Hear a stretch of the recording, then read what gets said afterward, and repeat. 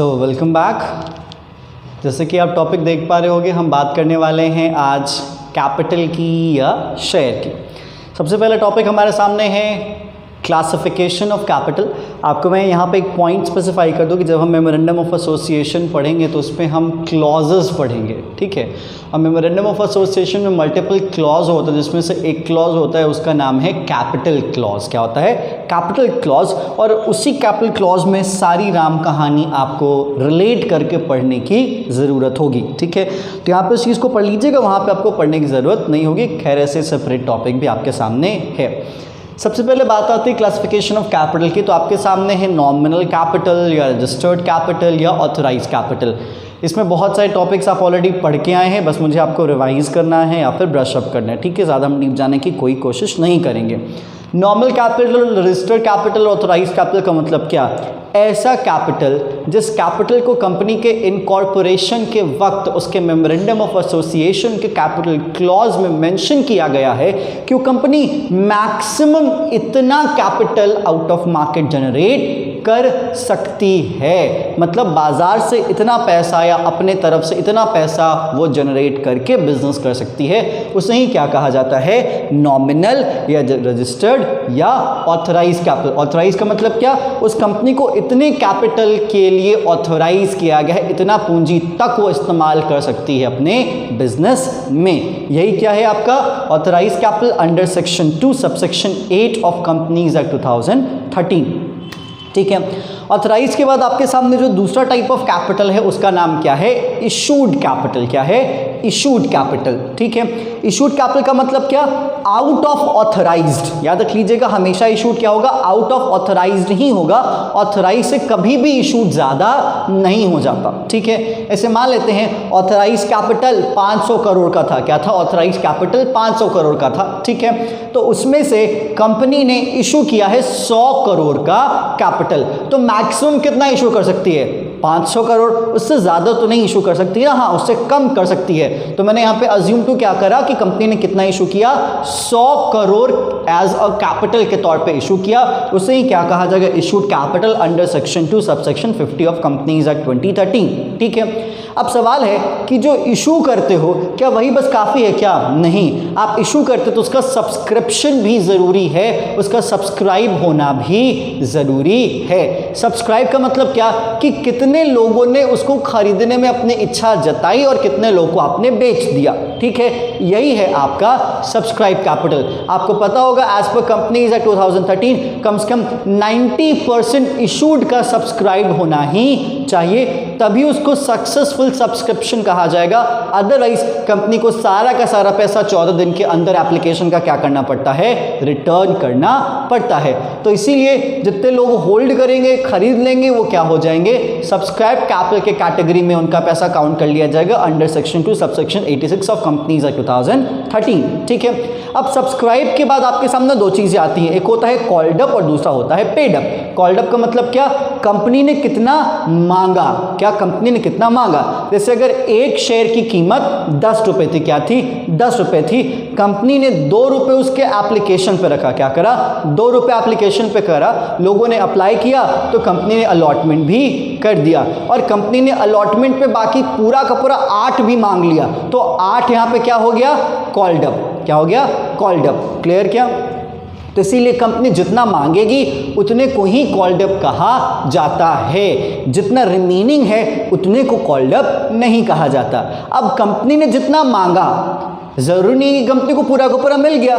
बहुत बार कंपनी को नहीं मिलता तो उसको कॉल्स इन एरियर में रखा जाता है और कुछ पैसा उसको मिल जाता है। तो जितना पैसा उसको मिलता है उसी को क्या कहा जाता है? पेड अप कहा जाता है। इसीलिए जब आप अपने नोट्स में देखोगे तो देखो पेड अप के केस में कहा गया है that it is equal to called up capital less arrear. जैसे कंपनी ने मांगा 8 और कंपनी को मिला 6, कितना नहीं मिला? 2, तो 2 क्या रह गया? एरियर। तो कंपनी ने मांगा 8, कॉल्ड अप 8 हो गया और एरियर हो गया 2। तो कॉल्ड अप में से एरियर को घटा दोगे, 8 में से 2 को घटा दोगे तो कितना आया? 6, मतलब 6 रुपए पे आपको क्या हुआ, रिसीव हुआ। This is what we call paid up and called up. इतनी ही कहानी है, इसमें और कुछ भी एक्स्ट्रा नहीं है। तो आपका नॉमिनल कहो या ऑथोराइज कहो या रजिस्टर्ड कहो वो, उसके बाद इशूड, उसके बाद सब्सक्राइब, उसके बाद कॉल्ड अप, उसके बाद क्या, पेड अप। यही है क्लासिफिकेशन ऑफ कैपिटल, इससे ज़्यादा और कुछ भी नहीं। क्लियर? अब समझो ज़रा, हम बार बार बात करते हैं शेयर कैपिटल की। किसकी बात करते हैं? शेयर कैपिटल की। तो जब हम शेयर कैपिटल की बात करते हैं तो कंपनीज एक्ट 2013 में शेयर कैपिटल को कहा जाता है कि एक ऐसा कैपिटल जिसको आपने जनरेट करा है bye the issue of shares. मतलब शेयर को इशू करके जो कैपिटल आया उसे ही क्या कहा जाता है? शेयर कैपिटल कहा जाता है। लेकिन सवाल बन ये जाता है कि सर शेयर क्या है? ठीक है, शेयर क्या है? आमतौर पे हम शेयर को समझ पाते हैं लेकिन डिफाइन नहीं कर पाते हैं। लेकिन जब हम लॉ पढ़ रहे हैं तो हमको डिफाइन करना पड़ेगा। अगर लॉ ने डिफाइन करा है तो ये बात याद रख लीजिएगा कि जब हम शेयर की बात करते हैं तो यहाँ पे सेक्शन 2 सबसेक्शन 84 में कहा जाता है कि शेयर का मतलब क्या? शेयर कैपिटल में शेयर जिसमें स्टॉक भी क्या है? इंक्लूडेड है।